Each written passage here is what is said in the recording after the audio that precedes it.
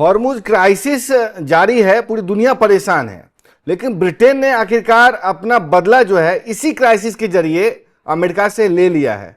उस अपमान का बदला जिसके बारे में कहा गया कि उस दिन अमेरिका ने ब्रिटेन को बता दिया था कि तुम्हारे साम्राज्य का अंत हो चुका है, अब तुम सुपर पावर नहीं हो, मैं सुपर पावर हूं, अमेरिका दुनिया का सेंटर ऑफ पावर है। अमेरिका ने वो काम किया था जिससे कि ब्रिटेन को फजीयत हुई थी। ब्रिटेन घुट घुट कर मर रहा था, लेकिन उसे मौका नहीं मिल रहा था कि अमेरिका की बादशाहत को चुनौती कैसे दे। वो छोटे छोटे इंस्टेंसेस तो करता था जिससे कि अमेरिका को झटका लगे, लेकिन उसमें इतनी हिम्मत नहीं थी कि वो अमेरिका को सीधी चुनौती दे सके, क्योंकि अमेरिका अब ब्रिटेन जो है दुनिया की 5वीं बड़ी मैसियत जो लिस्ट है उसमें भी नहीं है। भारत ने उसे पहले ही पछाड़ दिया। भारत चौथे पे है, जर्मनी पीछे है, ब्रिटेन उस लिस्ट में ही नहीं है, यानी इटली भी नहीं है।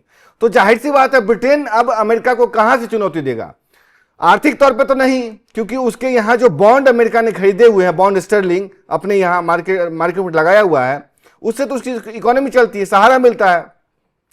उसके अलावा मिलिट्री तौर पर देखें तो उसका एलाई है, पिछलग्गू माना जाता है। अमेरिका जो चीज करता है ब्रिटेन वही कुछ करता है, लेकिन अब ऐसा नहीं है, चीजें बदली हैं। कहते हैं इतिहास अपने आप को दोहराता है, इतिहास कभी न कभी पलटी खाता है, और यही ब्रिटेन के साथ है। ऐसा मौका आया, ब्रिटेन ने अमेरिका से बदला ले लिया उस अपमान का जिसकी घूंट वो आज तक पी रहा था, 1956 से पी रहा था। हम आपको इंस्टेंसेस बताने जा रहे हैं कि आखिर कीर स्टारमर जो कि मौजूदा ब्रिटिश प्राइम मिनिस्टर हैं, लेबर पार्टी के हैं, लेकिन वो भी अपमान नहीं भूले थे जो ट्रंप लगातार कर रहे थे और अमेरिका के जरिए उनको हो रहा था। यानी कि अमेरिका जाकर अमेरिका के राष्ट्रपति ट्रंप लंदन जाते हैं, ब्रिटेन को धमका आते हैं, वाशिंगटन आते हैं, ब्रिटेन को धमकाते हैं, शर्मल शेख जाते हैं, वहां पे पीस कॉन्फ्रेंस होती रहती है और कीर स्टारमर को बेइज्जत कर देते हैं। यानी यूरोपीय देशों को जिस तरीके से ट्रंप बेइज्जत करते हैं, कुछ नहीं कर पाते वो, और उसके फुटेज जारी की जाती है कैसे यूरोपीय देश सामने बैठे हुए हैं और सामने एक कुर्सी पे ट्रंप बैठे हुए, यानी कि वो दिखाते हैं कि पावर में कौन है, सत्ता किसके पास है। लेकिन मौका आया ब्रिटेन के पास, ब्रिटेन ने वो दिखा दिया कि भाई हम भी कुछ कर सकते हैं। उसमें कितना दम है वो पता है, लेकिन जो किया है उसके बारे में हम आपको बताने जा रहे हैं। देखिए, मामला है 1956 का। स्वेज कैनाल आप जानते हैं कि दुनिया में जिस तरीके से हॉर्मुज है, जहां पे दुनिया के 20% जो तेल और ऊर्जा के आयात और निर्यात होते हैं, वही सप्लाई रूट माना जाता है, जहां पे कि संकट आ गया है। लेकिन स्वेज कैनाल दुनिया का सबसे महत्वपूर्ण जो सी ट्रेड रूट है, वहां पे ब्रिटेन का कब्जा हुआ करता था।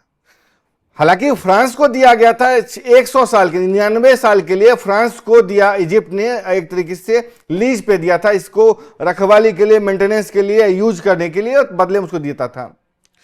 लेकिन उसने ब्रिटेन से डील कर ली, ब्रिटेन को स्टेक बेच दिए, तो ब्रिटेन का कब्जा हो गया। क्योंकि ब्रिटेन इसलिए चाहता था ताकि इंडिया जो है, इंडिया पे उसका कंट्रोल बना रहे, यहां से जो महत्वपूर्ण एशियाई देशों का ट्रेड होता है वो हो, और उसके जो पूरे सी कंट्रोल है उस पर जिसका कब्जा होता है वही ताकतवर होता है। इसको लेकर के जब 1956 से पहले जो गमाल अब्दुल नासिर थे, उन्होंने इसका राष्ट्रीयकरण कर दिया, अब ब्रिटिश कंपनियों को बाहर निकाल दिया। इससे परेशानी हो गई कि भाई अब हम कैसे इसमें हमारी तूती बोलेगी, बादशाह तो खत्म हो जाएगी, परेशान हो गए। उसके बाद ब्रिटेन ने और समझिए कि फ्रांस ने और इजराइल ने, जो कि इजराइल का बना हुआ टाइमलाइन याद रखिएगा, 8 ही महीने हुए थे, 8 महीने हुए थे। ब्रिटेन इजराइल जानता था कि वो अमेरिका पे निर्भर है, लेकिन ब्रिटेन पे भी निर्भर है, क्योंकि संयुक्त राष्ट्र संघ में उसको वीटो की जरूरत थी। वीटो पावर चाहिए तो किसका चाहिए? ब्रिटेन के भी चाहिए, क्योंकि कोई एक देश अगर उसका अपोज कर देता है तो जाहिर सी बात है इजराइल के खिलाफ जो प्रस्ताव होगा वो खारिज हो जाएगा या पास हो जाएगा। तो उसको ब्रिटेन से भी चाहिए थे। ब्रिटेन के ही चिट्ठी से, ब्रिटेन के ही डिप्लोमेट्स की प्रयास से आज इजराइल बना है। भले अमेरिका साथ दे रहा है, लेकिन उसमें ब्रिटेन का बहुत बड़ा योगदान है, वहीं से जाकर के शुरुआत हुई थी। ऐसे में उसने प्लान बनाया इजराइल के साथ, फ्रांस ने और ब्रिटेन ने, कि तुम इजराइल जाएगा और इजिप्ट में हमला करेगा, स्वेज कैनाल को कब्जा कर लेगा। इसके लिए एक डील, गुप्त समझौता किया, प्रोटोकॉल ऑफ सेब्रेस कहा जाता है। इसके तहत यह फ्रांस, ब्रिटेन और इजराइल के बीच एक गुप्त समझौता था, और इसके तहत इजराइल हमला करता, ब्रिटेन और फ्रांस दूत बनकर के जाता और नहर की सुरक्षा के बहाने उस पर कब्जा कर लेता। कब्जा कर भी लिया, लेकिन अमेरिका यहां चिढ़ गया, क्योंकि देखिए सबसे बड़ी बात यह है कि जो गमाल अब्दुल नासिर जो थे, जो तत्कालीन राष्ट्रपति थे इजिप्ट के, मिस्र के, उन्होंने राष्ट्रीयकरण कर दिया था और कॉन्ट्रैक्ट जो है खत्म ही होने वाला था एक दिन में, एक साल के अंदर में। तो कॉन्ट्रैक्ट खत्म करते करते साथ ही साथ इसका राष्ट्रीयकरण कर दिया, तो उनकी तूती भी जो है खत्म हो गई। असवान हाई डैम जो है बनाने के लिए भी फंडिंग देने से मना कर दिया नासिर ने। कहा ठीक है, अगर आप पैसे नहीं देंगे तो मैं नहर से होने वाली कमाई का इस्तेमाल बांध बनवाने में करूंगा। तो कुल मिलाकर के ये मामला था। इसी कारण से ये गुप्त समझौता किया गया और उसके बाद हमला कर दिया गया, कब्जे में ले लिया। अमेरिका चिढ़ गया। अमेरिका क्यों चिढ़ गया? अमेरिका इसलिए चिढ़ा क्योंकि अमेरिका को लगा कि भाई मैं तो वर्ल्ड वार में जो हमने मिलिट्री अपनी इकोनॉमी है उसके जरिए जो कमाई की है उससे तो हमें कुछ नहीं हो पाएगा। उस समय अमेरिका का सोवियत संघ के साथ टसल चल रहा था। सोवियत संघ ने हंगरी में अपनी सेना भेजी थी, अमेरिका ने उसकी आलोचना की थी और ये कहा था कि ये गलत कर रहा है, यानी कि सोवियत संघ के खिलाफ फ्रंट बनाने की कोशिश कर रहा था अमेरिका। हम सब जानते हैं कि अमेरिका को हमेशा एक दुश्मन की जरूरत होती है उसकी इकोनॉमी को बूस्ट करने के लिए, उसकी विदेश नीति को चलाने के लिए। तो सोवियत संघ धीरे धीरे बना था, जो कि 6 साल बाद, यानी कि 56 से 62 में 6 साल बाद जब क्यूबा मिसाइल क्राइसिस हुई, उस समय सोवियत संघ माफ कीजिएगा शीत युद्ध जो है, कोल्ड वार जो है परवान चढ़ा था। लेकिन उसकी बुनावट, उसकी जो स्क्रिप्ट है पहले से लिखी जा रही थी। हंगरी में भी जब अपनी सेना भेजी थी तब जाकर के अमेरिका उसका विरोध कर रहा था। ऐसे में जब इजराइल ने हमला कर दिया तो किस मुंह से कहता कि भाई ठीक है हमला सही है, कैसे जायज ठहराता? इसलिए उसने कहा ब्रिटेन को कि तुम पीछे हटो।